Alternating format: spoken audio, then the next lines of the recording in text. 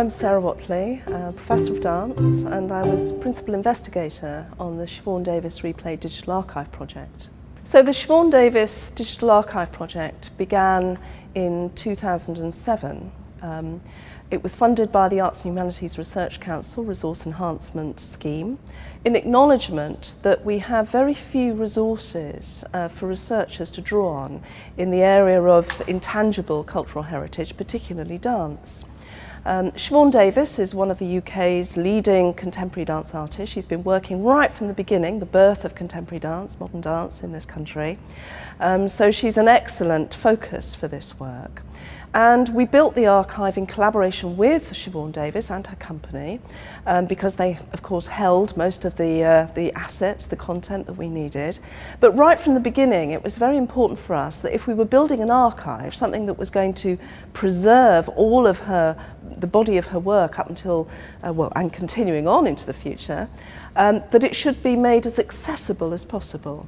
And therefore we decided that it needed to be online, it needed to be a digital resource. And then began the journey of what that meant, because of course putting everything online isn't a simple or neutral process. Lots of decisions had to be made right from the beginning. Technical issues to do with how do we build a back end that's going to support this work, what's the metadata structure going to be so people can find the content, and importantly, what was the design going to be of it? So what was the front end going to be, the interface for the user, so that it would be as attractive as possible, and importantly, available for everybody. So although principally a research resource, it should be available for the casual viewer, for viewers who are interested in the arts in general, who might even find her work almost by accident, and then discover lots of information, lots of content related to dance that they perhaps wouldn't even know was there. As we were building the archive, we wanted to think about how we could experiment with different kinds of tools to support users doing things with it. Because quickly in our research we realised that building digital resources is one thing, but actually encouraging people to use it in a meaningful and generative way, we need to do some work on building the right kinds of tools. So we built into the archive a fairly simple and straightforward scrapbook tool, but one that turned out to be very valuable for users who were then able to collect their searches and tell their own stories of those searches that they built, and how those stories then revealed new knowledge that otherwise would not have been available had they simply seen individual items within the archive.